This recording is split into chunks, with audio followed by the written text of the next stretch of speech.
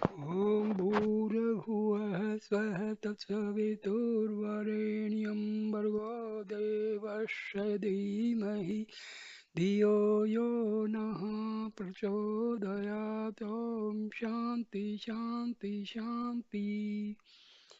नमस्ते दोस्तों, ये मैं भाई जी हनुमान प्रसाद पुदार जी का 5वां वीडियो आपके सामने प्रस्तुत कर रहा हूँ। इसलिए सुनिए। एक प्रसंग में भाई जी ने बताया, बाहर से जीवन को साधारण रखने की प्रेरणा तो जसी डी की बात से ही हो गई थी, किंतु स्पष्ट आदेश तो श्री कृष्ण ने ही दिया। भगवान नाम का प्रचार। भाई जी ने अपने सत्संगों में भगवान नाम के जप के साधन पर ही सर्वाधिक बल दिया। सन 1926 में कल्याण का प्रकाशन प्रारंभ हुआ। कल्याण में षोडश मंत्र के 3.5 करोड़ नाम जप करने की प्रार्थना भाई जी ने कल्याण के प्रेमी पाठक पाठिकाओं से की। कल्याण प्रेमियों ने नाम जप में इतना उत्साह प्रदर्शित किया कि 3.5 करोड़ मंत्र जप के स्थान पर लगभग 35 करोड़ मंत्रों का जप हुआ। इसके पश्चात भाई जी ने कल्याण का प्रथम विशेषांक सन 1927 श्री भगवन नामांक प्रकाशित किया, जिसमें नाम महिमा पर शास्त्र के वचन एवं संतों के अनुभव पूर्ण लेख प्रकाशित हुए। गोरखपुर में 8 अक्टूबर 1927 के दिन भगवान ने भाई जी को साक्षात दर्शन देकर भगवान नाम प्रचार का आदेश दिया। देखें पृष्ठ। तत्पश्चात भाई जी नाम प्रचार कार्य में प्राणपण से प्रवृत्त हो गए। भाई जी श्री भगवान नाम जप के संबंध में कहते थे, मैं भगवान के नाम पर जोर क्यों देता हूँ, इसका कारण यही है कि मैंने जीवन भर यही किया है। जो कुछ भी अच्छी बात जीवन में आई है वह नाम जप और भगवत कृपा के प्रताप से। पारमार्थिक जीवन का प्रारंभ नाम जप से हुआ और जीवन में साधना भी इसी की हुई। मैं नाम महिमा को अर्थवाद नहीं मानता हूँ। मैंने नाम जप से बहुत बड़े बड़े कार्य सफल होते देखे हैं और स्वयं मेरे जीवन में हुए हैं। नाम की जो महिमा कही जाती है वह सत्य है और अनुभव की वस्तु है, अतः इसे बलपूर्वक कहने में कोई संकेत नहीं। शिलोंग में सत्संग के लिए एकत्रित प्रेमी जनों के समूह में प्रवचन करते हुए भाई जिन का शिलोंग आने पर मेरे हृदय में नए नए भाव उत्पन्न हो रहे हैं, क्योंकि यह मेरी जन्मभूमि है। मैं यहाँ केवल एक संदेश लेकर आया हूँ और वह श्री भगवान नाम। शास्त्रों का कथन है, महापुरुषों का आदेश है, अनेकों बड़े बड़े महात्माओं के अनुभव हैं। श्री भगवान की दिव्य वाणी है और मेरा विश्वास तथा अनुभव है। वर्तमान समय के देशों के सबसे बड़े दो नेता महात्मा गांधी तथा महामना मालवीय जी भगवान नाम के बड़े भक्त हैं। राम नाम के संबंध में किसी प्रमाण की कोई आवश्यकता ही नहीं है। इस घोर कलयुग कलिकाल में नाम के समान अन्य कोई सहारा नहीं। वर्तमान समय में भाई जी भगवान नाम स्मरण के ही एकमात्र साधन मानते थे। एक स्थान पर उन्होंने लिखा है, इसमें नाम के सिवाय संसार सागर से पार कर देने वाला दूसरा कोई भी सहज साधन मुझे दृष्टिगोचर नहीं होता। मैं भगवान नाम की महिमा क्या लिखूं। मैं तो नाम का जलाया जी रहा हूँ। नाम साधना में लगे एक सन्यासी महात्मा को आश्वस्त करते हुए उन्होंने कहा था, भगवान भले ही दूसरी प्रार्थना सुनने में थोड़ी देर भी कर दें, पर यदि कोई सचमुच चाहे कि उसके द्वारा निरंतर नाम जप और इसके लिए वह भगवान से प्रार्थना करे, तो यह प्रार्थना निश्चय ही तत्क्षण पूरी हो जाएगी। कोई भले ही अपने को कितना ही पापी अपराधी बताता, भाई जी उसे प्रेम पूर्वक नाम जप की सलाह देते तथा कहते थे, जितनी शक्ति भगवान नाम में पाप नाश की तथा कल्याण करने की सन्निहित है, उतनी शक्ति पापों के समूह में नहीं है। प्रेम पूर्वक किए गए नाम जप की महिमा तो अपार है ही, लेकिन यदि कोई अनजाने भूल से किसी के आग्रह को मानकर या अवहेलना से एक बार भगवान के नाम का उच्चारण कर लेता है उसका भी उद्धार हो जाता है। सूअर के द्वारा आहत होने पर एक यवन के मुख से मरते में जो गाली निकली, हराम, उसमें भी राम शब्द के निकलने से उसकी मुक्ति हो गई। भाई जी ने एक बार अपने प्रवचन में कहा, भगवान नाम के अनुभव में क्या बताऊं, जीवन में जो कुछ भी अच्छापन है वह केवल भगवान नाम और भगवत कृपा की महिमा है, बाकी सारी बुराई मेरी है। मैं सच कहता हूँ, मेरे पास अगर कोई धन है तो भगवान नाम और भगवत कृपा का है। इसका मुझे अभिमान है। अभिमान होना नहीं चाहिए, पर अभिमान है कि मुझ पर भगवान नाम की अनंत कृपा बरस रही है। यह मुझे निरंतर भान होता है। आज से नहीं, बहुत पहले से ऐसा भान होता है कि मुझ पर भगवान नाम की अनंत कृपा बरस रही है। तुलसीदास जी के एक पद की अंतिम दो पंक्तियों को मैंने अपने जीवन में बहुत अच्छा समझा और उसको उतारने की चेष्टा की। सकल अंग पद विमुख नाथ मुख नाम की ओट लई है, हे तुलसी ही प्रतीति एक प्रभु मूर्ति कृपामयी है। सारे अंग हे नाथ आपके चरणों से विमुख हैं, केवल जीव ने नाम की ओट ले रखी है और एक ही विश्वास है, प्रभु मूर्ति कृपामयी है। बड़े बड़े संकट आए, संकटों की अवधि नहीं, जिसमें पकड़ा गया उसमें घर पर बड़ा संकट था, उसके बाद एक व्यापार में घाटा लगा, उसका बड़ा संकट था। एक बार हमारे कुछ दोस्तों ने एक कॉन्स्पिरेसी षड्यंत्र की और एक बहुत बड़े निंदनीय अपराध में फंसाना चाहा। बिल्कुल झूठी चीज थी, उसमें भी भगवान की कृपा ने बचाया। आप सबको अपने अनुभव के रूप में केवल दो ही बातें मैं कह सकता हूँ। एक तो भगवत कृपा पर विश्वास और एक भगवान नाम का आश्रय। उसके सिवा न बुद्धि है, न विद्या, न कला है। मैं कुछ नहीं जानता, साहित्य का मुझे क्या पता, मैं लिखा पढ़ा नहीं,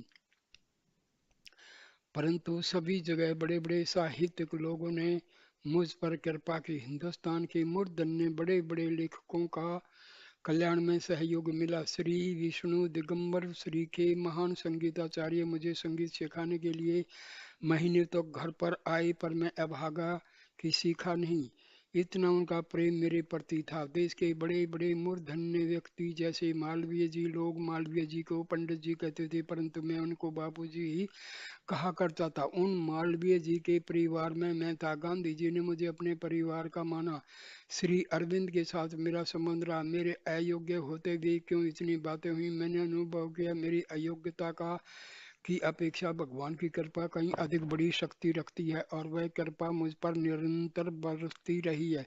उस कृपा के भरोसे मुझे अशांति के स्थान पर शांति मिली। दुख और निराशा जहाँ चारों ओर मंडरा जाते हैं, ऐसी अवस्था में मुझे आशा मिली। विषाद से निकलने का पवित्र और सरल मार्ग मिला और यह सब हुआ केवल भगवत कृपा और भगवान नाम से। उनका कहना था, भगवान के मंगल में नाम से ऐसा कौन सा कार्य है जो सिद्ध नहीं हो सकता, ऐसा कौन सा महापाप है जिसका नाश नहीं हो सकता, ऐसी कौन सी परम गति या मुक्ति है जो नाम से नहीं मिलती। परंतु विचारने की तो बात यह है कि नाम का उपयोग कहाँ करना चाहिए। क्या नाम ऐसा तुच्छ पदार्थ है जो केवल पापों के धोने में ही लगाया जाए, या इस लोक अथवा इस लोक या परलोक की किसी नाशवान भोग्य वस्तु की प्राप्ति के लिए उसका प्रयोग किया जाए। जो पाप प्रायश्चित से या फल भोग से नाश हो सकते हैं, जो अक्षण भंगुर भोग्य पदार्थ पुण्य बल से मिल सकते हैं, उनके लिए नाम का प्रयोग करना चमकीले पत्थरों के लिए महारतन देने के समान मूर्खता पूर्ण कार्य है। भगवान नाम तो प्यारी से प्यारी वस्तु है। उसके जब से नाम रूपी बड़े बड़े आदरणीय अतिथि हमारे जीव द्वार पर आकर उपस्थित होते हैं, जिनकी चरण रज मस्तक पर ऐसे परम पूजनीय अतिथि झाड़ू दिलवाकर घर का मैला साफ करवाना क्या बुद्धिमानी का काम है? क्या यह हीनता नहीं है? जिसके स्वागत के लिए सब जगह सफाई और सजावट करनी चाहिए, उसी से घर का आंगन साफ करना क्या नीचापनी? यदि है तो फिर नाम का प्रयोग पापों के नाश में नहीं करना चाहिए। गीता प्रेस तथा कल्याण। मैं गीता प्रेस गोरखपुर में रहने नहीं आया था, पर भगवान के मंगल विधान से रहना हो गया। मैं आया था, उसमें बहुत छोटे रूप में काम था, एक बड़ी एक छोटी, केवल दो छपाई की हाथ की मशीन थी। गीता प्रेम भक्ति में प्रकाश त्याग से भगवत प्राप्ति पुस्तकें निकली थी। भगवान की प्रेरणा से फिर काम बढ़ता गया। श्री गोविंद भवन के ट्रस्टियों में साहित्य के जानकार केवल एक पुरुष थे, श्री ज्वाला प्रसाद जी कानोड़िया और सब लोग श्री सेठ जी दयाल जी के भगत थे। उनके आदेशानुसार ट्रस्टी बने थे, काम देखते थे श्री घनश्याम दास जी जलान। मेरे आने के बाद साहित्य प्रकाशन का कार्य बढ़ा। पूज्य श्री जय दयाल जी ने विश्वास करके मुझको स्वतंत्रता दे दी थी प्रकाशनार्थ की, अतः पुस्तकों का चयन, अनुवाद करना, लिखवाना, संपादन करना सब मैं ही करता था। वे प्रूफ सुनते थे और कहीं कोई बात नहीं जचती तो कह देते थे। इतने दिनों में एक पुस्तक जो उनको नहीं जची दोबारा नहीं छापी गई। उपनिषदों, पुराणों, मद् भागवत, महाभारत, वाल्मीकि रामायण आदि का चयन, अनुवाद करवाना, चित्रादि बनवाना सब मैंने किया। केवल 2 पुराणों का, पद्म पुराण संक्षिप्तीकरण पूज्य श्री सेठ जी ने किया। शेष प्राय सभी पुस्तकें श्री रामचरितमानस तथा तुलसीदास जी के अनन्य ग्रंथ, बाल साहित्य, भगत गाथा, चरित्र साहित्य, स्त्री साहित्य, छोटे बड़े ट्रैक्ट प्राय सभी मेरे इच्छानुसार ही प्रकाशित हुई। सभी ग्रंथों का संपादन भी मेरी देखरेख में हुआ। यहाँ तक कि पूज्य श्री सेठ जी की गीता तत्व विवेचनी टीका, जिसको सुंदर भाषा में लिखा था बाबा श्री चक्रधर जी ने, और उसका भी संपादन मैंने ही किया। भाषा सुधार के साथ ही सारी टिप्पणियां मेरी लिखी हुई हैं। कल्याण के विशेषांकों का चयन, संपादन भी मैंने ही किया। कल्याण के लिए वैसे भी मैं पूर्ण स्वतंत्र था। लेखक, संपादक, अनुवादक मिलते गए, साहित्य प्रकाशन होता गया, परंतु मशीन छपाई, पुस्तकों की बिक्री, आर्थिक व्यवस्था, इनसे मेरा कोई संबंध नहीं था। अभिप्राय यह है कि इन कार्यों में बिल्कुल नहीं देखता था। सारी व्यवस्था श्री घनश्याम दास जी ही करते थे। साहित्य निर्माण सारा मेरे जिम्मे था, व्यवस्था सारी उनके जिम्मे थी। पूज्य श्री जयदयाल जी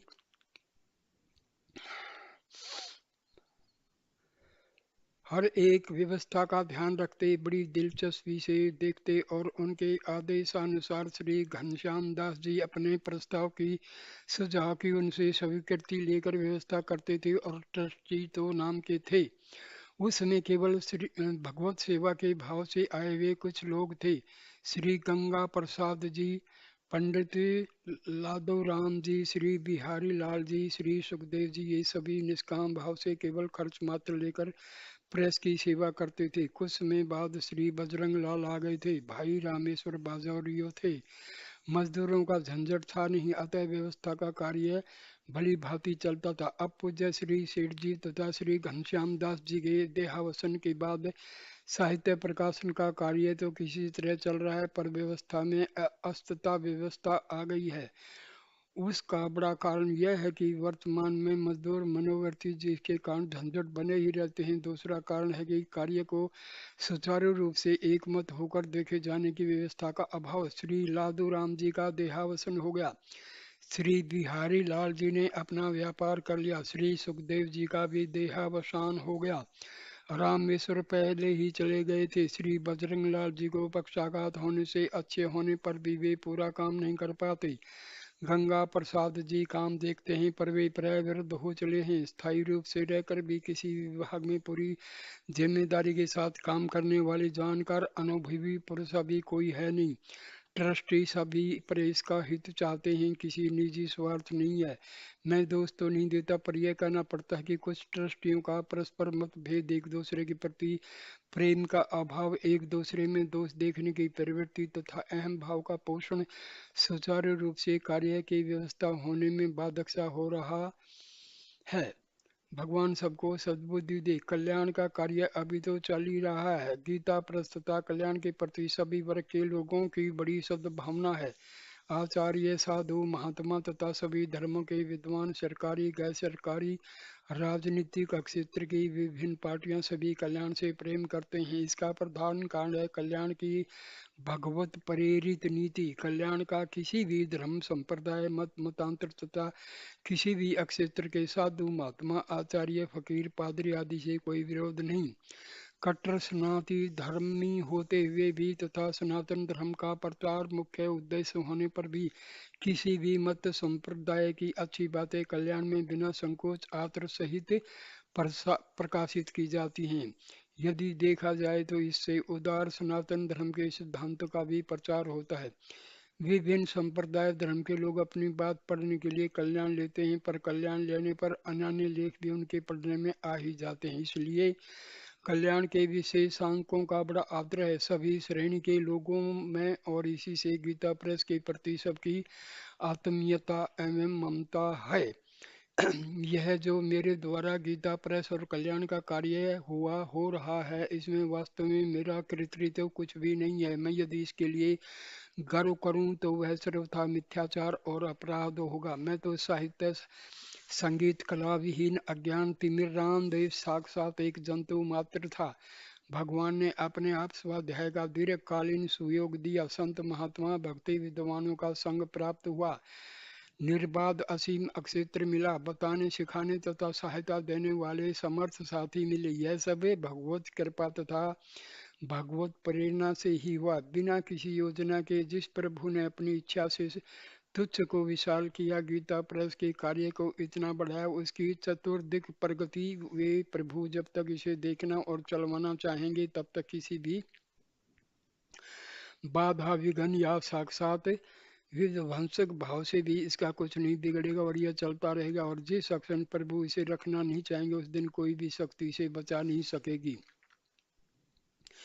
इस भगवत विश्वास के सभी अधिकारी हैं और सभी को इससे लाभ उठाना चाहिए। गोरखपुर आने पर तो कल्याण के कारण देश भर के सभी प्रांतों के बहुत बड़े सम्मानीय साधु महात्माओं, आचार्यों, विद्वानों, लेखकों, विभिन्न धर्मों के मानने वाले महानुभावों से मेरा संपर्क हो गया।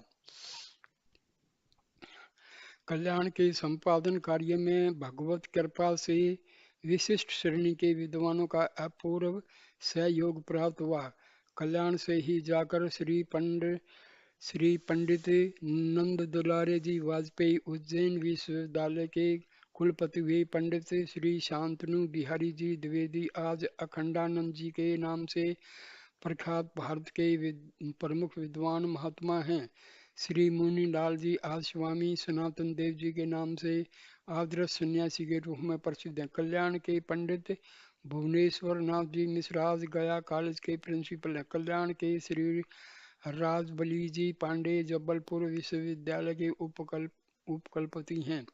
पंडित राम नारायण जी पांडे शास्त्री जी काशी वाराणसी संस्कृत महाविद्यालय के वरिष्ठ आचार्य हैं। श्री कृष्णदास जी कलकत्ता बंगाली शरणार्थियों में अग्रगण्य हैं। श्री चंद्रदेव जी त्रिपाठी पांडिचेरी श्री अरविंद आश्रम के मान्य सदस्य हैं। पंडित देवधर कल्याण के द्वारा महात्माओं की झूठन का प्रसाद बांटा जाता है। कल्याण के द्वारा जो भी होता है वह महात्माओं की झूठन का प्रसाद बांटा जाता है। हमारा उसमें कुछ भी नहीं है। सारा ज्ञान भगवान व्यास उच्छिष्ट है और सब महात्मा उन्हीं व्यास के स्वरूप हैं। कल्याण तो उन्हीं व्यास जी के उच्छिष्ट का ही प्रसार करता है। अपने पास कल्याण के पास कुछ है ही नहीं। यह सौभाग्य महात्माओं की कृपा से मुझे प्राप्त है। यह भगवान की कृपा है।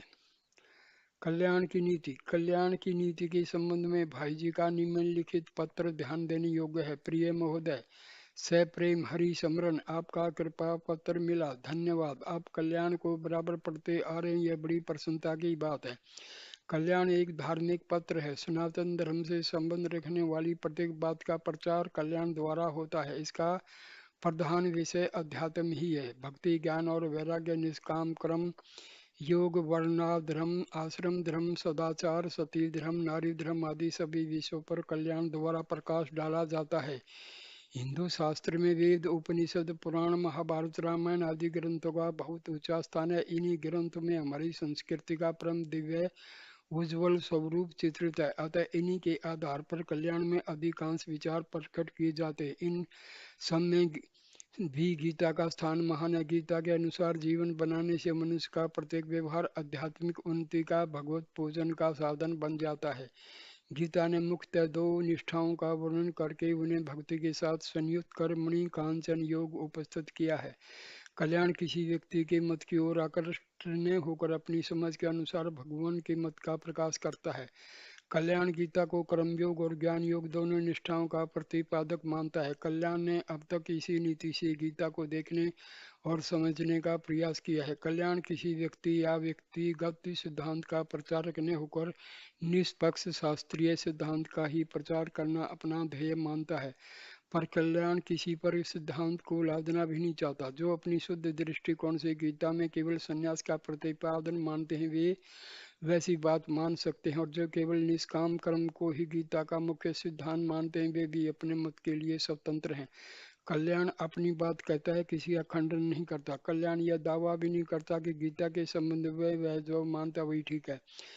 गीता श्री भगवान की वाणी है, इसीलिए वह सभी के लिए उपयोगी है। जो जैसा अधिकारी है गीता का उसके लिए वैसा ही उपदेश है। रत्नों का समुद्र है गीता, जिसकी जैसी डुबकी उसको वैसा ही फल। शेष भगवत कृपा।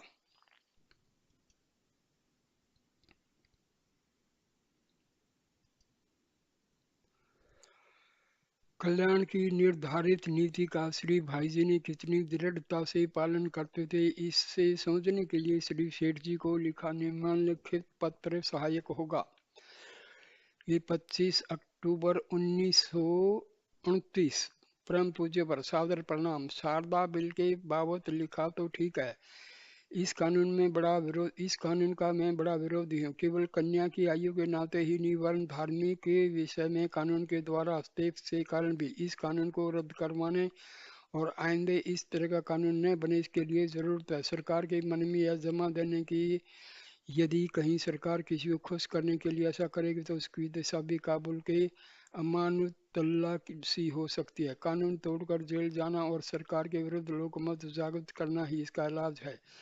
सुधारक तो चाहते हैं कि ऐसी बातें किसी तरह प्रचलित हो जाएं। इस कानून के बनने में यदि सबसे अधिक कोई एक दोषी है तो मेरी समझ में भारत सरकार है।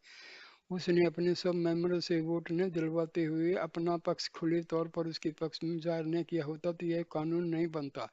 सरकार के दबाव से ही सनातन प्रतिनिधि सभा के सभापति लाहौर निवासी लाला राम शरण दास जी ने एक सनातन धर्मी की हैसियत से काउंसिल में इस कानून का जोर से समर्थन किया। अनेक प्रकार के कारण दिखाने और प्रार्थना करने पर भी वायसराय ने 1-2 साल के लिए इसे स्थगित करना भी स्वीकार नहीं किया। और भी कई ऐसी बातें हैं जो पत्र में लिखना उचित नहीं है, पर जिनको मैं जानता हूँ ऐसी अवस्था में इस कानून का विरोध केवल सामाजिक या धार्मिक दृष्टि ही करने पर कोई फल नजर नहीं आता। राजनीतिक दृष्टि से इसका विरोध जोरदार शब्दों में किया जा सकता है और इसका कुछ फल भी होना संभव है। कल्याण इन सब बातों में पढ़कर केवल मानव धर्म, सदाचार और भगवत प्राप्ति के क्षेत्र में काम कर रहा है। इसको दूसरे क्षेत्र में उतारना मेरी समझ में उचित नहीं प्रतीत होता है। आज हजारों सरकारी नौकरों में उसके द्वारा सदाचार और भक्ति का प्रचार होता है। इसके राजनीतिक क्षेत्र में आते ही उन सबको अलग होना पड़ेगा। सनातनी भी डर के मारे ग्राहक रहना पसंद नहीं करेंगे। सुधारक तो प्राय बहुत ही कम ग्राहक हैं। धार्मिक दृष्टि से ग्राहक छूटने का डर नहीं है और ग्राहक छूटने से विरोध करने की मेरे मन में कल्पना तक नहीं हुई। ग्राहक घटने बढ़ने का प्रश्न इसमें नहीं है, प्रश्न है नीति का। कल्याण की जगह दूसरी नीति का पत्र होता तो मुझे इसका जोरदार सच्चा विरोध करने में कोई आपत्ति नहीं होती। संभव है उसके फल से राजद्रोह का मामला चल जाता। मैं तो इस राजतंत्र से भारत और धर्म की हानि ही समझता हूँ, परंतु इस समय मैं इस आंदोलन से अलग हूँ। मेरी धारणा है कि यह परिवर्तन होते आए हैं, होते रहेंगे। लोग में ईश्वर की भक्ति श्रद्धा बनी रहेगी तो उनका लोक परलोक सुधर सकता है। जिन अंग्रेजों में 18-21 साल की उम्र में कन्याओं का विवाह होता है उनमें भी भगवत भक्ति से लोगों का उद्धार हो सकता है। कल्याण उसी क्षेत्र में कुछ काम कर रहा है। मेरी समझ में इसकी इस नीति से जगत के मंगल कार्य में कुछ सेवा हो रही है। विवाह, जाति पाति आदि के काम और आंदोलन मेरी समझ से इसे बहुत कम दर्जे हैं। उसमें राग द्वेष और वैर विरोध की बहुत गुंजाइश है। भावों का विरोध आगे चलकर व्यक्तियों के विरोध के रूप में परिणत हो जाता है। ऐसी स्थिति में अशांति से भरे हुए विश्व में अशांति बढ़ाने के काम में कुछ भी समय लगाने की अपेक्षा सार्वजनिक शांति के काम में, जो एकमात्र ईश्वर भक्ति, ईश्वर परायणता और मानव धर्म है, लगाना लगाना वर्तमान युग में बहुत ही आवश्यक और लाभप्रद प्रतीत होता है। इन्हीं सब कारणों से किसी भी सामाजिक या ऐसे आंदोलन के संबंध में कल्याण के द्वारा कुछ भी कार्य करना उचित नहीं प्रतीत होता जिससे विश्व धर्म ईश्वर धर्म में कुछ बाधा होती है। अनाप शनाप बहुत ही लिखा गया। आपकी स्वाभाविक दयालुता और क्षमा के भरोसे पर मैं माँ बाप के सामने हठी बच्चे की भांति चाहे सो बके देता हूँ। भगवत सेवा बुद्धि से गीता प्रेस का कार्य करने के लिए प्रोत्साहन। ये लिखा था 21 अक्टूबर 1931। श्री गंगा प्रसाद जी से प्रेम राम राम। आपका कृपा पत्र मिला। कल आपका तार मिला, परंतु उससे पहले ही मैं तार दे चुका था जिसमें लिखा था कि रामेश्वर जल्दी आ रहे, यदि गोरखपुर बिना आए काम चल सके तो मैं रतनगढ़ ठहरता हूँ। इस वरांक 2500 छप सकते हैं। तार पहुंच गया होगा। इसके बाद ही आपका तार मांझी तथा दुजारी दुजारी के बृहस्पतिवार को रवाना होने का मिला। मैं समझता हूँ आप लोगों ने यही निश्चय किया होगा कि मेरे स्वास्थ्य तक मन की प्रसन्नता के लिए रतनगढ़ रहने दिया जाए। इस निर्णय से आप लोगों ने मुझ पर बड़ा बोझ डाल दिया है। कहीं भी रहना है, किसी स्थान विशेष में रहने से ही स्वास्थ्य ठीक ही रहेगा या मनुष्य नहीं मरेगा, यह कोई बात ही नहीं। देश में भी लोग बीमार होते हैं और मरते हैं। ऐसी हालत में कार्य की दिक्कत के ख्याल से आपका पत्र पाते ही मुझे गोरखपुर आ जाना उचित है, परंतु ऐसा न करके मैंने आपको तार दिया कि मैं आने को तैयार दूं। बिना संकोच मुझे आने के लिए तार दे दी। इसका जवाब आप लोग और क्या दे सकते थे। कितना ही काम हो, कितना ही संकोच रहता हो, परंतु मेरे मन की ओर देखकर आप लोग स्वयं दिक्कत सहकर भी यही लिखते हैं और यही कारण निर्णय करते हैं जो आपने किया। इससे भी अधिक अच्छा अवश्य यह होता कि आप लोग काम में जरा सा भी दिक्कत देखते या विचार आता तो मुझे बिना संकोच, बिना किसी हिचक के बुलाने का तार दे देते। उससे मुझ पर अधिक उपकार होता, परंतु शायद मेरे प्रेम की कमी से ही आप लोगों को इतना संकोचहीन साहस नहीं हुआ हो। हाँ, वास्तव में मेरे न आने में काम की आपको कोई कठिनता प्रतीत नहीं हुई है। जरा भी संकोच न रहकर मुझे प्रसन्न रखने का कार्य ख्याल सर्वथा छोड़कर ही आपने मुझे देश में रहने का निर्णय किया है, तब तो बहुत ठीक है। मुझे कुछ भी कहना नहीं है। यूं तो संयोग वियोग संसार में सदा है ही, यही इसका स्वरूप है। नित्य संयोग ते परमात्मा का है, जिसका वियोग न कभी हुआ है न हो सकता। इस तत्व को समझकर सदा प्रसन्न रहना चाहिए। फिर जहाँ हम हैं वहाँ वियोग ही संयोग है। उस दिन आपके पत्र में बहुत घबराहट तथा झुंझलाहट सी झलकती थी। ऐसा नहीं होना चाहिए। सदा शिथिर धीर और प्रेम तथा आनंद से भरे रहना चाहिए। हृदय इतना विशाल होना चाहिए जिसमें शत्रु भी आसानी से स्थान पा सके। वस्तुतः शत्रु अपना बिना जीता हुआ मन ही है। जिसने मन पर विजय प्राप्त कर ली, जो प्रत्येक प्रतिकूल स्थिति अनुकूलता में परिणत कर सकता है, उसका कोई शत्रु नहीं रह जाता। वह सदा ही निर्भय, निश्चिंत और सुख में रह सकता है। नदी नाव संयोग है। सब लोगों को खूब ही प्रेम से एक दूसरे के गुण देखते और उनका आदर करते हुए जीवन निर्वाह करना चाहिए। ऐसा होगा तो प्रकृति में भेद होने पर भी कार्य में कोई अड़चन नहीं आएगी तथा सब लोगों के दोष आप ही निकल जाएंगे।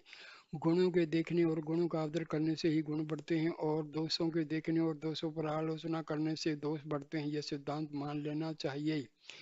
ईश्वरांक संबंधी समाचार कल सब पढ़े। श्री दुआरी जी के नहीं जचने पर भी आप लोगों की सबकी सम्मति के अनुसार मैंने 2500 छापने के लिए तार दे दिया है। यह प्रयोग भी करके देखना चाहिए, परंतु छपाई शुद्ध तथा बहुत जल्दी होनी चाहिए, जिसमें दूसरा संस्करण बदनाम है वो तथा जल्दी बिक सके। जितनी छपने में देर होगी उतना ही कम बिकेगा। यहाँ भी श्री रामेश्वर ने हिसाब लगाया था। श्री रामेश्वर का सपरिवार आगामी कार्तिक द्वितीया को विदा होने का विचार है। इससे पहले मुहूर्त नहीं बनता, उसका स्वयं जल्दी है। श्री सुखदेव जी को भी बहुत शीघ्र हो सका तो श्री रामेश्वर के साथ ही भेजने का विचार है। उनका मन होगा वैसे ही राय देने का मन है, परंतु यहाँ रखने की अपेक्षा कार्य की दृष्टि से उनका गोरखपुर रहना आवश्यक है और उपादेय प्रतीत होता है। फिर बात यह है कि कहीं भी रहकर भगवत सेवा की बुद्धि से काम करने वाले मनुष्य के लिए जितना सेवा का कार्य अधिक मिल जाए उतना ही अच्छा है। कार्य में भगवत सेवा बुद्धि रहने पर भी कर्ता के मन के दोष अब भी निकल जाते हैं, परस्पर प्रेम की वृद्धि कार्यकर्ताओं में स्वतः ही होती है। जहाँ ऐसा नहीं होता वहाँ समझना चाहिए भगवत सेवा बुद्धि से कार्य होने में कुछ कसर है। सब लोगों से यथा योग्य कहिए तथा भगवत स्मरण करते हुए खूब प्रेम पूर्वक भगवत सेवा बुद्धि से कार्य करने के लिए उत्साहित करते रहिए। स्वयं ही बहुत जोर से तथा बड़ी सावधानी ऐसी ही चेष्टा कीजिए। गीता प्रेस से कमाई। बहुत पुरानी एक बार की बात है, जब कल्याण का गीतांक निकल रहा था। उसमें गोरखपुर में एक विवाह था। उस विवाह में लड़की वाले लोग बाहर से आए थे। उनका मेरे साथ कुछ पारिवारिक संबंध था। वे मिलने आए थे। उन्होंने मुझसे पूछा कल्याण के कितने ग्राहक। मैंने कहा लगभग 15,000 ग्राहक। उस समय कल्याण का वार्षिक चंदा शायद 6 रुपये था। वे बोले कि 90,000 तो इससे ही आ जाते हैं। वे बोले और पुस्तकें कितनी बिकती हैं। उस समय शायद 5-6 लाख की पुस्तकें बिकती थी। वे बोले कि इस तरह 7 लाख का माल बिकता है तो इसमें आधी कमाई तो होती ही होगी। मैंने कहा आप आधी कमाई की बात करते हैं, इसमें तो पैसा नहीं मिलता। हम लोग लागत दाम पर बेचते हैं। वे बोले यह कोई मानने की बात है क्या? आप कितना ही कहें, अरे काम करते हैं तो बिना कमाई के काम क्यों करें? आधा न सही चौथाई ही सही, प्रेस का काम चलता है तो 1-1.5 लाख रुपए साल में आई जाते हैं। मैंने उन्हें फिर समझाने की चेष्टा की कि कुछ नहीं आता है। तब वे बड़ी गंभीरता से बोले कि फिर इतना झमेला क्यों किया जाता है? अगर कोई कमाई नहीं होती, पैसा नहीं आता तो इतने आदमी रखे, इतनी मशीनें मंगाई हैं, रात दिन काम करना पड़ता है। यह सब क्यों किया जाता है? यह बेवकूफ़ी है। उन्होंने बड़ी सरलता से कहा मनुष्य जब जीवन का एक उद्देश्य बना लेता है कि पैसा कमाने के लिए ही काम करना है, पैसा कमाने के लिए ही जीना है, तो उसकी सारी चेष्टाएं सारे विचार पैसा कमाने के लिए ही होते हैं। उसकी ये बात समझ में नहीं आ सकती कि जहाँ पैसा कमाई न हो वह काम क्यों किया जाए। गीता प्रेस की प्रशंसा में पत्र पत्रिकाओं में लेख देने से विरत करना। यदि कोई महानुभाव गीता प्रेस तथा कल्याण के महान कार्य के विषय में लेख प्रकाशित करने की चेष्टा करते तो भाई जी ने उस कार्य से विरत कर देते थे।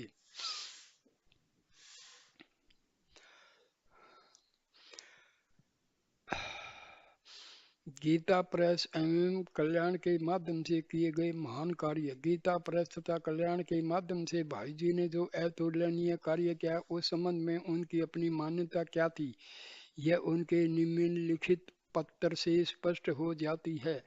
बहुत से और लोग भी ऐसा मानते समझते हैं कि मैंने धर्म का, भक्ति का, भगवत प्रभाव का, शुद्ध ज्ञान का बड़ा प्रचार किया है, कल्याण के द्वारा बड़ी सेवा की है और मैं आध्यात्मिक क्षेत्र का एक विशिष्ट पुरुष हूँ।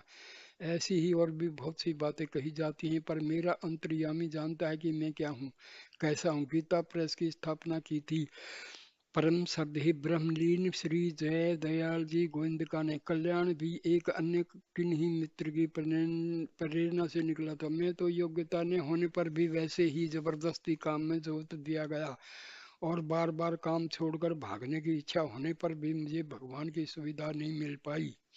भागने की सुविधा नहीं मिल पाई। कल्याण में बहुत अच्छे अच्छे लेख निकले।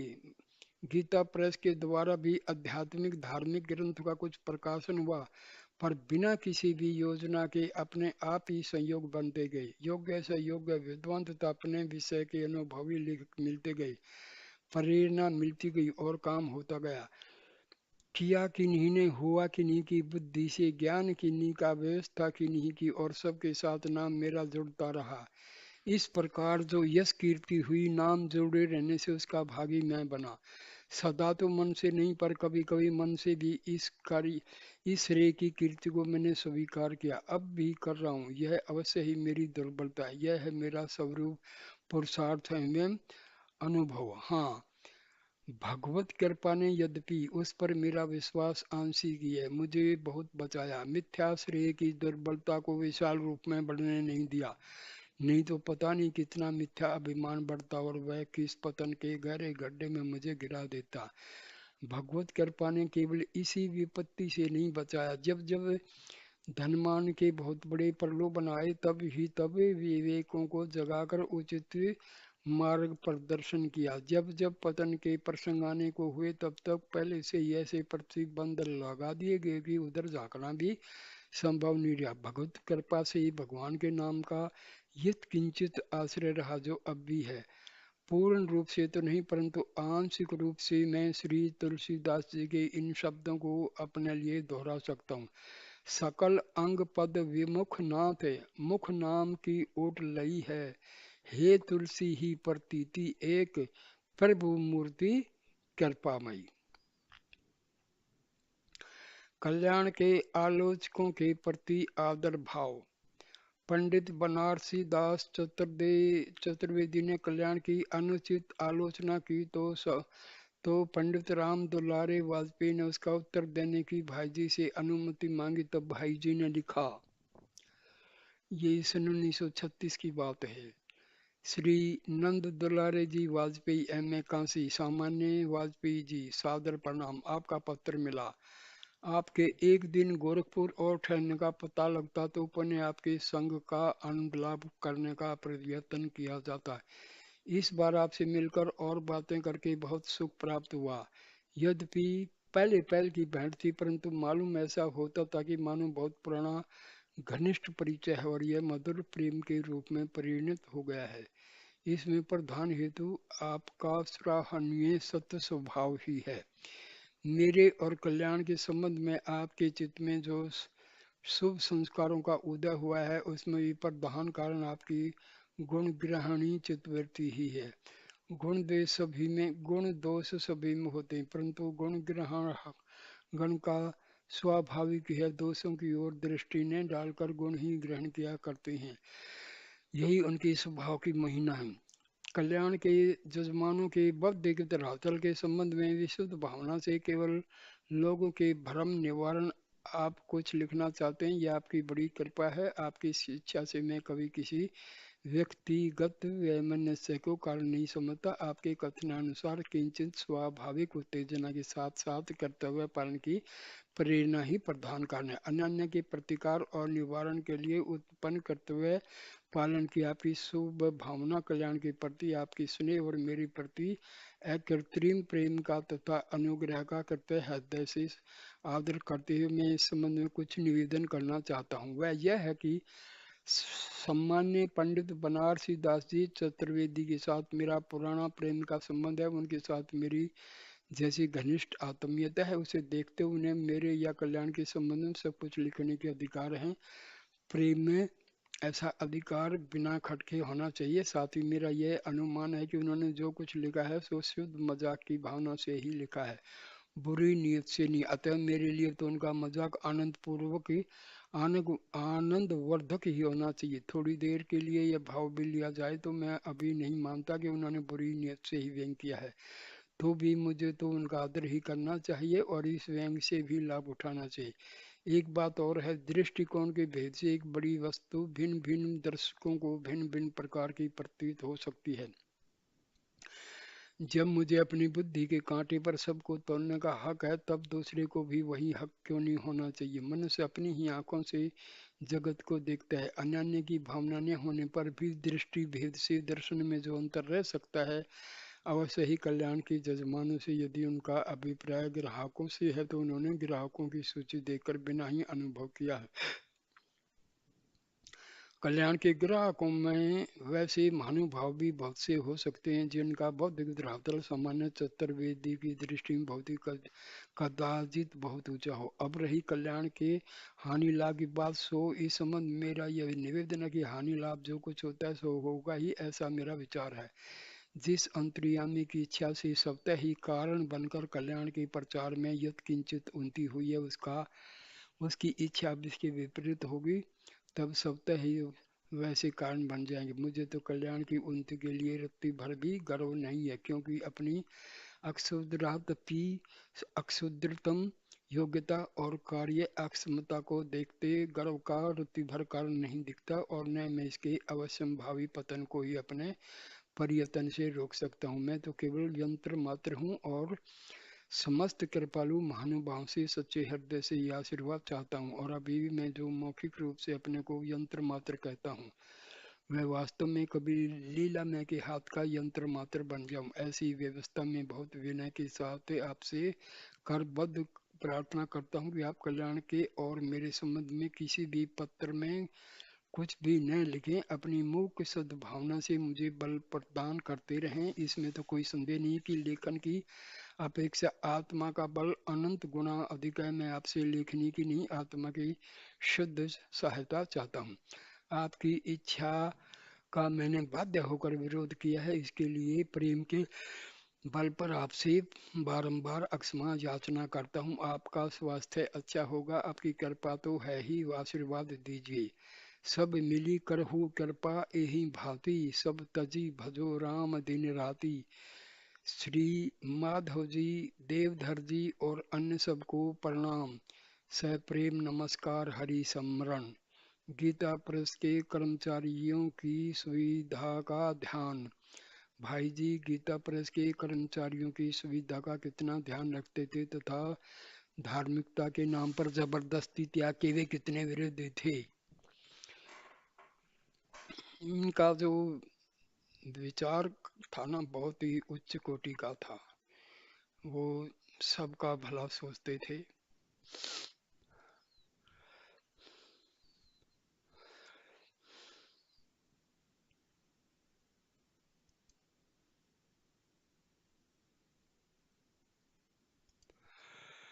महात्मा गांधी के संबंध की मधुर स्मृतियाँ। बापू के साथ मेरा बहुत अधिक संपर्क रहा है और मैंने उनको बहुत निकट से देखने के सुअवसर प्राप्त किए हैं। उनसे परिचय तो मेरा बहुत पुराना सन 1915 से था और निकट का था, पर जब मैं बम्बई में रहता था तब महात्मा जी साबरमती आश्रम अहमदाबाद में निवास करते थे। उस समय मैं बीच बीच में कई बार आश्रम में जाया करता था। वे जब बम्बई पधारते तब स्वर्गीय भाई जमुनालाल जी बजाज के साथ व्यावसायिक कार्य करने के कारण उनकी ओर से महात्मा जी के सारे आतिथ्य का काम मेरे ही जिम्मे रहता था।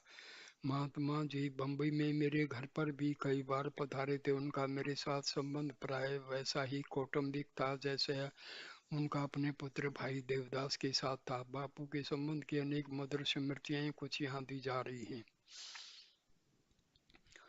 गांधी जी बम्बई पधारे हुए थे और जुहू में ठहरे थे। उस समय वे कुछ बीमार थे। मैं और शांति देवी बहन गांधी जी से मिलने के लिए गए। उन दिनों गांधी जी का एक पत्र नवजीवन गुजराती में निकलता था। जब हम लोग जुहू जा रहे थे तब रास्ते में हमें नवजीवन की प्रति मिली। उसमें छपा था, गांधी जी बीमार हैं, उनसे मिलने के लिए कोई न जाए। हम लोग उस समय जुहू के समीप पहुंच गए थे। मन में आया समीप आ गए हैं, बंगले तक हो आए, फिर लौट जाएंगे, मिलेंगे नहीं। गांधी जी के निवास पर पहुंचने पर भाई देवदास हमें नीचे मिले। हम लोगों ने उनसे बापू के स्वास्थ्य के विषय में पूछा और लौटने गए। भाई देवदास ने कहा, आप लोग आए हैं, बापू को खबर तो दे दूं, उतनी देर तक ठहरिए, लौटते क्यों हैं। भाई देवदास ऊपर गए और लौट कर बोले, आप लोगों को बापू ने ऊपर बुलाया है। अब तो हम लोग विवश थे। हम लोग ऊपर गए और बापू को प्रणाम किया। वे हंसकर डांटते हुए बोले, लौट क्यों रहे थे। मैंने कहा, बापू नवजीवन में छपा है इसलिए मैं लौट रहा था। बोले, यह घर वालों के लिए छपा है क्या, देवदास यहाँ न रहेगा क्या। फिर उन्होंने समझा, देखो यह तो उन लोगों के लिए है जो यहाँ आए और शिष्टाचार के नाते उनसे मुझे बोलना ही पड़े, चाहे मुझे बोलने में कष्ट ही हो। मैं यदि उनसे न बोलूं तो उनको कष्ट हो, दुख हो, इसलिए उन लोगों को आने से रोक दिया गया है। तुम आओ, तुमसे मैं एक शब्द भी न बोलूं, तुम बैठे रहो, तुमसे न बोलूं तो तुम्हें उसमें तनिक भी विचार नहीं होगा।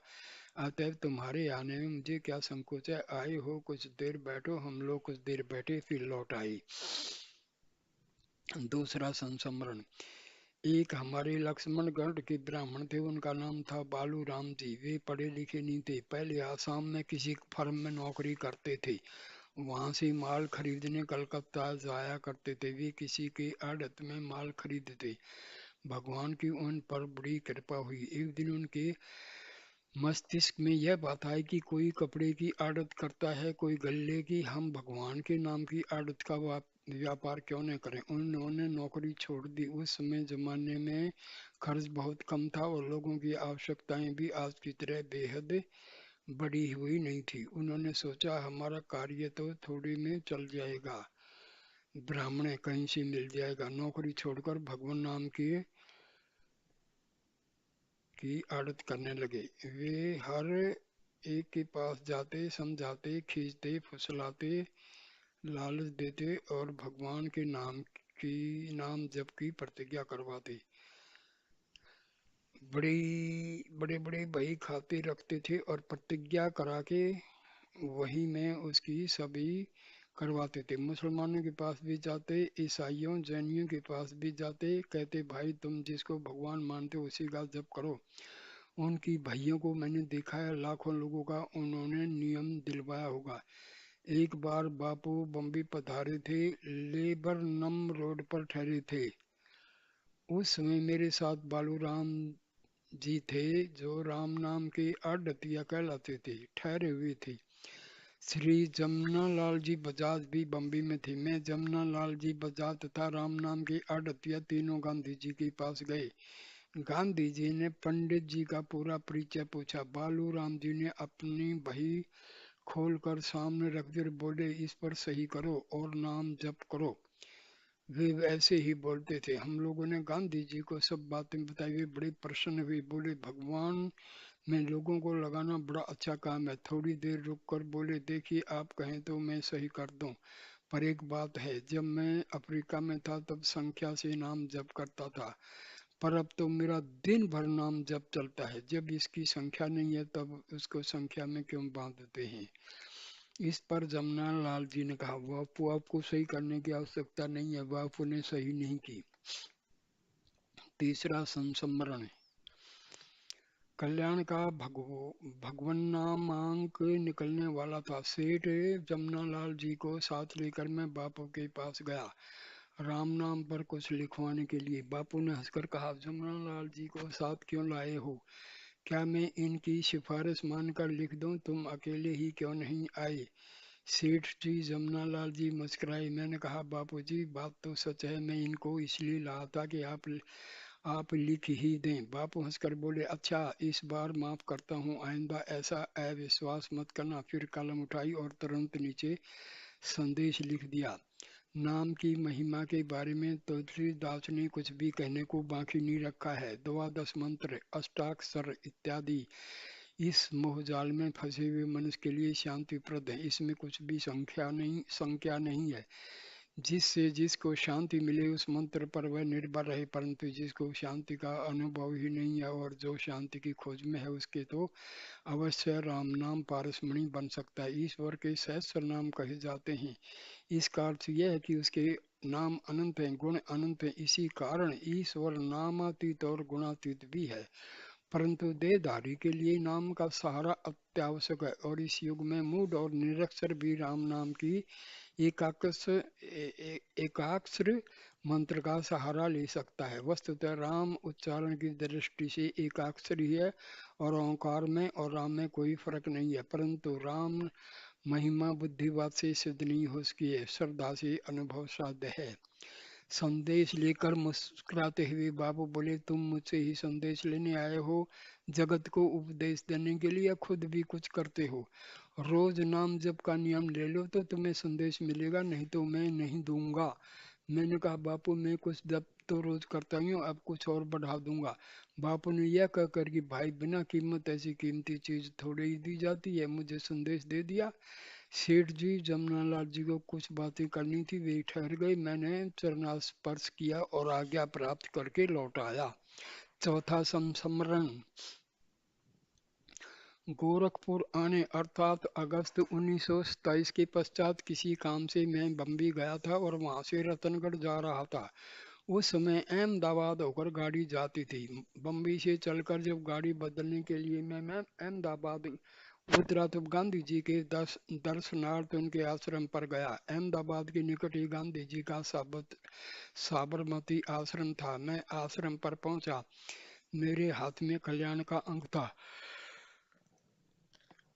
संयोग की बात उस अंक में भगवान नाम जप की प्रार्थना छपी थी। गांधी जी ने कल्याण का अंक अपने हाथ में ले लिया और उसे देखने लगे। भगवान नाम जप के लिए विनीत हरे राम राम राम हरे राम, हरे राम राम हरे हरे, हरे कृष्ण कृष्ण कृष्ण हरे हरे। प्रार्थना लेख देकर पूछने लगे ये क्या है। मैंने बताया कि किस प्रकार भगवान के इस षोडश नाम मंत्र जप के लिए प्रतिवर्ष कल्याण में प्रार्थना प्रकाशित की जाती है और किस प्रकार पाठक पाठिकाएं बड़े उत्साह से नाम जाप करती हैं। इतना सुनते ही पूछने लगे कितना जप हो जाता है। मैंने कहा कई करोड़ हो जाता है। इस पर वे बड़े प्रसन्न हुए और बोले तुम बड़ा अच्छा करते हो। इसमें 10-15 व्यक्ति भी यदि सच्चे भाव से जप करते होंगे तो उनका उद्धार हो जाएगा। फिर बोले देखो मैं भी नाम जप करता हूँ, और उन्होंने गोल तकिए के नीचे से तुलसी की माला निकाली और दिखाते हुए बोले इसी के सहारे रात्रि के समय जप करता हूँ। संजय संयोग से उनकी वह माला टूटी हुई थी और मेरी जेब में तुलसी की एक नई माला थी। मेरे मन में आया इनकी टूटी हुई माला की जगह नई माला बदल दूं। मैंने बापू से प्रार्थना की बापू आपकी यह माला तो टूट गई है, इसमें आप मुझे दे दीजिए और आप नई माला ले लीजिए। और मैंने अपनी जेब में से नई माला निकाल कर उनकी ओर बढ़ाई। बापू बड़े विनोदी थे, उन्होंने बड़ा प्रेम पूर्वक विनोद किया। बोले तुम मुझे माला देने आए हो, अर्थात मुझे चेला बनाने आए हो। मैं तथा पास बैठे सब लोग हंस पड़े। मैंने कहा बापू माला टूट गई है, इससे बदलना चाहता था, आपको माला मैं क्या दूंगा। मेरे उत्तर से वे बड़े प्रसन्न हुए। फिर बोले मुझे नई माला दोगे तो तुम्हें साथ में कुछ दक्षिणा भी देनी होगी। दान के साथ दक्षिणा भी होती है। मैंने कहा आपकी कृपा है, बोलिए तो क्या देना पड़ेगा। तब उन्होंने गंभीर होकर कहा तुम अभी जितना नाम जप करते हो उसके सिवाय एक माला जप और अधिक कर लिया करो, तब हम तुम्हारी माला लेंगे। मैंने कहा क्या हर्ज है। बापू ने प्रसन्नता पूर्वक नई माला रख ली। उस दिन से मैं अपने जप के अतिरिक्त एक माला जप और करता हूँ। आज तक वह नियम अक्षुण्ण रूप में निभाता चला आता है। पांचवा संस्मरण। सन 1932 की बात है। भाई देवदास गांधी गोरखपुर जेल में कैद थे। जेल में भी बीमार हो गए, टाइफाइड हो गया था उनको। जेल अधिकारी भाई देवदास की संभाल ठीक से न कर सके। बापू को पता चला, उन्होंने मुझे लिखा देवदास गोरखपुर जेल में बीमार, उसकी देखभाल चिकित्सा आदि का सारा भार तुम पर है। बापू उसमें यरवदा जेल में थे। बापू का आदेश प्राप्त होते ही मैं भाई देवदास की सेवा में लग गया। कानूनन प्रतिदिन जेल में जाकर मिलना संभव नहीं था, पर मेरे प्रति यहाँ के अधिकारियों की सदा से ही बड़ी सद्भावना रही। उन्होंने मुझे प्रतिदिन भाई देवदास से मिलने की अनुमति दे दी। कुछ दिनों में भाई देवदास ठीक हो गए और जेल से छोड़ दिए गए। मैं उन्हें पहुंचाने वाराणसी तक साथ गया था। मैं तार पत्र द्वारा बापू को बराबर भाई देवदास की स्थिति का परिचय कराता रहा था। बापू मेरी इस कुछ तुच्छ सेवा से इतने मुग्ध हुए कि उन्होंने एक पत्र में लिखा 21 जुलाई सन 1932, भाई हनुमान प्रसाद आपका पत्र मिला और तार भी। देवदास के लिए चिंता नहीं करूंगा क्योंकि आप वहाँ हैं। और देवदास ने मुझको भी कि आप उनसे बड़ा प्रेम किया था। ड्राग तार तो अच्छा है, आपके पत्र की आजकल हमेशा प्रतीक्षा करता रहूंगा।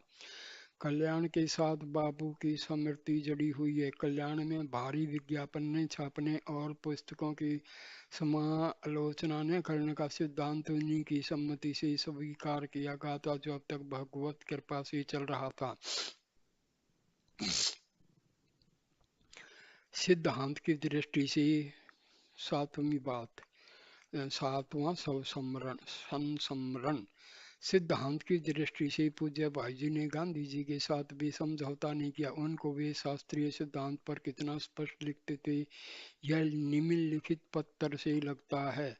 30 अक्टूबर 1932। पूज्य चरण बापू जी, श्री चरणों में सादर प्रणाम। गोरखपुर में आपके पत्र मिले थे, मैं उनका उत्तर लिखने वाला ही था कि आपके अनशन व्रत का समाचार अचानक आ गया। उस समय मैं काशी में था। भाई देवदास जी तथा पूज्य मालवीय जी से इस संबंध में मिला था। इसके अनंतर में एक कार्यवश राजपूताना चला आया था। यहाँ से यरोदा आने का विचार था, परंतु यह सोचकर कि मैं कुछ काम तो नहीं कर सकूंगा, सिर्फ नाम के लिए जाना उचित नहीं, मैंने विचार छोड़ दिया। यहाँ दूर बैठे बैठे जो कुछ बन सका सो किया। क्या किया सो नहीं बताऊंगा, न बताने की जरूरत है। फिर भाई घनश्याम दास बिड़ला ने कृपा पूर्वक समझौता होने और आपके व्रत पूर्ण होने की खबरदार द्वारा दे दी, जिससे पूर्ण सांत्वना मिल गई। आपने पहले पत्र में जो कुछ उपदेश लिखा है सो सर्वथा सत्य है। मैं भी मानता रहा हूँ कि किसी भी कारण असत्य का सहारा लेने वाला और राग द्वेष निंदा कर्म करने वाला भगवान को प्राप्त नहीं कर सकता। दूसरे विषय में मेरा यह निवेदन है कि मैंने प्रवृत्ति से अलग रहकर सत्य के मार्ग पर चलने की जो बात लिखी थी, उसमें प्रवृत्ति का अर्थ प्रपंच मात्र से अलग रहने से नहीं था, बल्कि ऐसे ही प्रपंच की ओर मेरा इशारा था जो हिंसा द्वेष स्वार्थ कामना पर परदोष दर्शन पर पीड़न लोभ मत्सरता आदि दूषित व्यक्तियों को बढ़ाने वाला हो। आज आजकल प्राय सभी क्षेत्रों में इस प्रकार के प्रपंच की ही प्रबलता है। इससे मैंने निवेदन किया था। अपने कार्ड में लिखा अपने कार्ड में लिखा था, मैं अनुग्रह क्यों मानूं, ऐसा सेवा मूक होकर लेना ही मुझे तो सभ्यता प्रतीत होती है। सब सच्ची सेवा का बदला मनुष्य नहीं दे सकता, ईश्वर दे सकता है। मैं नहीं समझता इस प्रकार के शब्द लिखने की भी जरूरत आपको क्यों मालूम हुई। मुझे तो ऐसा प्रतीत होता है कि शायद मेरे मन में ही कुछ इस कार्य को सेवा समझने का अभिमान और अनुग्रह मनवाने की इच्छा छिपी हुई है, इसलिए आपके हृदय में ऐसे भाव आए हैं। सच्ची बात तो यह है कि मुझे भाई देवदास जी के लिए जितना कुछ करना चाहिए था उतना मैं कर ही नहीं सका, और यदि कुछ किया भी तो उसमें सिवाय स्नेह तथा आत्मीयता के और कोई कारण नहीं होना चाहिए। आपको शायद स्मरण होगा, क्योंकि आपकी स्मृति शक्ति बहुत तीव्र है। आप जब जोहू में थे और जब आपने बिना काम न मिलने की सूचना नवजीवन में निकाली थी, उसमें एक दिन में सूचना पता नहीं रहने के कारण जुहू चला गया था और वहां पता लगने से आपके दर्शन बिना किए ही वापस लौट रहा था। तब आपने मुझे बुलवा कर कहा था, यह सूचना परिवार के लोगों के लिए नहीं, अब तुम तो परिवार के ही हो, तुम जाओ और बैठे रहो। तथा मैं तुमसे जरा भी नहीं बोलूं तो भी मुझे संकोच नहीं होगा, इसलिए तुम्हें बिना मिले क्यों वापस लौट जाना चाहिए। आपके वह वात्सल्यपूर्ण शब्द मुझे सामने, मेरा संबंध तो आपके साथ बहुत पहले से था, परंतु उस दिन से मैं अपने आप को आपके निज परिवार का एक शुद्ध परिजन मानता हूँ। यद्यपि अंतरात्मा से सत्य अनुरोध से आपके मन का सर्वथा अनुकरण करने में अब तक लगातार असमर्थ रहा हूँ, और उसी नाते मैं अपने मन में आपको तथा सारे परिवार को निज जन की तरह देखता तथा अनुभव करता हूँ। इस स्थिति में यदि मैंने भाई देवदास जी की बीमारी स्नेहवशात उनकी देखरेख की, तो इसमें न तो किसी पर एहसान नहीं किया और न कुछ अनोखी बात ही। श्री रामदास भाई के हृदय में इस स्थिति में जैसी भावना होती वैसी ही मेरे में भी होनी चाहिए थी। खैर, जहाँ तक सत्य मुझे साक्षी देता है, मैंने प्राय इसी जाति की भावना से प्रेरित होकर कुछ इस पर भाई नारायण दास तथा मीरा बहन ने तो कृतज्ञ कृतज्ञता प्रकट कर मुझे लज्जित किया ही, परंतु आपके शब्द तो एक प्रकार से बहुत ही संकोच के कारण हो गए। इससे मेरी अयोग्यता प्रकाशित हो गया। इतना अच्छा हुआ आपका स्वास्थ्य अच्छा होगा, कृपा कर दिनचर्या तथा खान पान की व्यवस्था लिखवाएं। आज आज मैं बहुत लंबा पत्र लिख रहा हूँ। यह पत्र मैं बहुत दिनों से पहले लिखने वाला था, परंतु प्रथम तो आपके शरीर की दुर्बलता को देखकर, दूसरी अपनी नगण्यता की ओर ध्यान देकर नहीं लिखा, परंतु अंत में अपने शुद्ध व्यक्तित्व का ध्यान होते हुए अपने मन की बात बालक की तरह सेवा में रख देना उचित समझी। इससे यह साहस क्या, मेरी नम्र प्रार्थना है कि आप कृपा पूर्वक इस पत्र को पढ़ें या पढ़वा कर सुन लें, और जो कुछ उचित हो उत्तर उपदेश देने की कृपा अवश्य करें। आजकल दलित भाइयों के संबंध में बहुत जोर का आंदोलन हो रहा है। आपके अनशन व्रत के समय से इसका विस्तार बहुत हो गया है। जगह जगह से भोजन प्रतिभोज तथा मंदिर प्रवेश आदि हो रहे हैं। इसका परिणाम तो भगवान ने जाने, परंतु आज तक जहां लोगों को प्राय पुराने विचारों और शास्त्रों के शब्दों का अंधाकरण करने वाले कहा जाता है, आज इस आंदोलन में भी अंधानुकरण के साथ साथ प्राय विवेकहीनता और स्वेच्छाचारिता की प्रधानता हो रही है। दलित भाइयों के साथ खान पान न करने के लिए कहने वाले महानुभावों की भी यही राय थी। यद्यपि मैं किसी हालत में खान पान की समानता को उचित नहीं समझता कि जब वह भाई शुद्ध और पवित्र हो, स्नान करके शुद्ध वस्त्र पहन कर आए, मद्यपान छोड़ दे, कम से कम मरे हुए ढोरों का मांस खाना छोड़ दे, तो तभी उसके साथ खान पान किया। परंतु आज के सहभोजों तथा मंदिर परिवेश में इस बात की जांच कोई भूल कर भी नहीं करता कि वे पवित्र होकर आए हैं, यानी उनकी उन्नति हो या न हो, उनके दुख दर्द हों या न हो, उनके सदाचार बढ़ें या नहीं, वे मांस खाना छोड़ें या न छोड़ें, इन बातों से कोई मतलब नहीं। बस केवल उनके साथ खाना, समान पंक्ति में बैठना, उनकी पतलों से जूठन लेकर खाना, मंदिरों में ले जाना, होम में आहुति दिलवाना, यही सब हो रहा है। उनको ऊंचा उठाने की बात कोई नहीं करता, उन्हीं के समान अशुद्ध होने की बात कही जाती है। यह उच्छृंखलता है या सुधार, पवित्रता की वृद्धि है या संहार, तथा इस निरंकुश अमर्यादा का परिणाम शरीर और मन पर कैसा होगा, इसका विचार आप खुद कर सकते हैं। मैं अत्यंत विनम्र शब्दों में यही निवेदन करना चाहता हूँ कि खान पान की एकता तो सब बातों के समान अधिकार से प्रेम नहीं बढ़ता। प्रेम बढ़ता है हृदय की विशुद्ध प्रीति तथा सद्व्यवहार से। कौरव पांडवों को तो सब सहभोजी थे, परंतु उनमें महायुद्ध हो गया। सहभोजी यूरोप का यहाँ समर्थ हाल की ताज़ा घटना है। मैं यहाँ आपके ही पुराने कुछ वाक्य उद्धृत करता हूँ।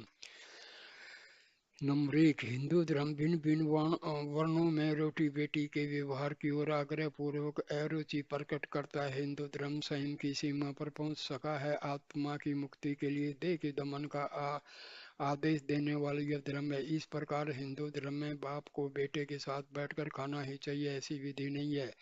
असप्रस्तानाश की माने अंतजों के साथ खान पान या पेट व्यवहार नहीं है। तीसरा, उनके पिए हुए लोटे का साफ किए बिना मैं जल पीने के लिए नहीं कहता।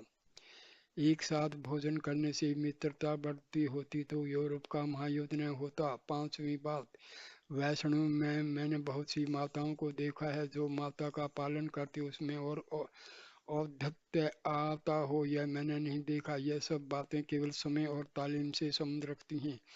छठी, जल, रोटी या बेटी व्यवहार हिंदू धर्म का आवश्यक चिन्ह नहीं है। हिंदू धर्म में संयम को प्रधानता दी गई, उसी के लिए भोजन विवाह आदि के प्रतिबंध रखे गए, इसको मैं भिन्न नहीं मानता। सातवीं बात, जितने देवालय हैं उन सभी में अंत्यजों के जाने का हक होना चाहिए, कैसे हो सकता है। आठवां, वर्णांतर भोजन, वर्णांतर विवाह एकता करने में असमर्थ है ही, लेकिन कलह रुकवाने में भी किसी भी काल में मदद रूप नहीं है। पांडवों और कौरवों में रोटी बेटी का व्यवहार था, उन्होंने एक दूसरे का गला दबाया, और अंग्रेज और जर्मनों में भी ऐसा ही व्यवहार था, परंतु उनमें वैर क्या काम था। पंजाब में बहुत से हिंदू मुसलमानों के साथ खाते हैं, इससे आज उनमें वैमन से कम नहीं हो गया। नवजीवन में ये सब बातें लिखी थी। आपके पुराने इन वचनों के रहते और वर्तमान में भी आपके द्वारा ऐसी कोई बात न सुनने पर भी आजकल उत्साह जोश में भरे हुए लोग भविष्य का परिणाम कुछ भी न सोचकर आपके नाम पर आपके अनुयायी कहलाते हुए ऐसी ऐसी कार्रवाइयां कर रहे हैं जिन्हें देखकर जनता शंकाशील हो गई है। आज उनके सामने किसी के बोलने का भी साहस नहीं रह गया है। मेरी सभा में और सामयिक पत्रों के कलवर में मामूली से मामूली मनुष्य चाहे सच्चिदानंद घन भगवान की अनर्गल निंदा करें, श्री राम कृष्ण आदि को बुरा बतलाएं, व्यास वशिष्ठ हरिश्चंद्र युधिष्ठिर शंकर रामानुज तुलसीदास श्री के महापुरुषों को गाली दें, कोई कुछ नहीं बोलता, बल्कि वे नई शोध करवाने वाले कुछ प्रशंसा के पात्र होते हैं। लेकिन आज आपके प्रति मन में पूर्ण श्रद्धा रखता हुआ भी यदि कोई सदाचारी श्रेष्ठ पुरुष आपके किसी कार्य की समालोचना करता या उसे मूल सिद्ध करना चाहता है, तो भूल सिद्ध करना चाहता है, तो उसको और उसके धर्म विश्वास को सैकड़ों गालियां सुननी पड़ती है। वह महान देशभक्त होने पर भी देशद्रोही, धर्मनाशक, दकियानुसी, सनातन धर्मी और न मालूम कितने नामों से पुकारा जाते हैं। उसकी भर्त्सना अपमान किया जाता है, मारने की धमकी जाती है। अभी काशी की एक सभा में तो पत्थर तक चलाए गए थे। इस स्थिति को देखकर जनता मनी मंड रही है। भावी स्वराज्य के प्रति लोगों के मन में संदेह उत्पन्न हो गया है कि जब किसी एक सिद्धांत को न मानने के कारण ही आज देशभक्ति के नाम पर लोग शासन की सत्ता न रहने की हालत में भी हमारी धार्मिक मान्यता को बुरी तरह कुचल कर हमें अपने मनमानी मार्ग पर जबरदस्ती चलने को बाध्य करते हैं, तब इन लोगों के हाथ में अधिकार आने पर तो उन्हें मालूम क्या होगा। यह कल्पना नहीं है, वस्तुस्थिति पत्रों में लिखने का आप छापते ही, परंतु स्थिति सच्ची यही है। इस संबंध में आपसे कुछ उपदेश प्राप्त करने की मेरी प्रार्थना है। मैं मानता हूँ कि आप किसी के मत को या मान्यता को बदलने के लिए बल प्रयोग करने की सम्मति नहीं देते। आपने कई बार कहा भी कि मनुष्य को अपनी इच्छा अनुसार धर्म और संयम के पालन की स्वतंत्रता होनी चाहिए, परंतु हो क्या रहा है? डरा धमका कर, निंदा कर, लोगों को सताना, मन की बात प्रकाश तक बल करने को उपहास करना, तथा आपके खानगी और सांप्रदायिक मंदिरों में जहाँ तहाँ स्वतंत्रता से बैठकर वे अपनी मान्यता के अनुसार इष्ट देव की पूजा पाठ भजन हवन करते, प्रसाद लगाते और प्रसाद पाते हैं। तो सभी प्रकार के लोगों को मंदिर बनवाने या संचालकों की इच्छा और मान्यता के विरुद्ध प्रवेश करना क्या बलपूर्वक प्रयोग नहीं है? क्या इससे उनकी धर्म पालन की जो स्वतंत्रता बाधा नहीं आती? क्या उनके दिल पर गहरी चोट नहीं पहुंचती? तो ये थे हमारे आज रैदास चमार हो तो कौन भक्त साधक उसके चरण धूलि मस्तक पर चढ़ाने के लिए तैयार, परंतु अंततः भाई तो यही नहीं चाहते। भाई अम्बेडकर ने स्पष्ट कहा कि हमें ईश्वर की जरूरत नहीं है, हमारा उद्देश्य तो सामाजिक समानता और सरकारी नौकरियों का पर्याप्त प्रतिनिधित्व प्राप्त करना। ऐसी स्थिति जबरदस्ती मंदिर प्रवेश का क्या अर्थ है? भाई जी का कितना स्पष्टता थी ये सब। भाई जी बहुत महान थे। मैं आपका किसी अंश में भक्त हूँ, अनुयायी न होने पर भी परिवार का प्राणी, इसी से इतना लिखने का साहस किया है। मेरी प्रार्थना है कि आप बढ़ती ही उच्छृंखलता को रोकें। मैंने दिग्दर्शन मात्र कराया है, वास्तव में बहुत ज्यादा दबाव डाला जा रहा है। तो ये ठीक है, स्पष्टता होनी चाहिए इंसान को। सो दोस्तों, शुक्रिया ये वीडियो देखने के लिए। प्लीज़ मेरे चैनल को सब्सक्राइब करना, वीडियो को लाइक करना, कमेंट करना और शेयर करना। Thank you.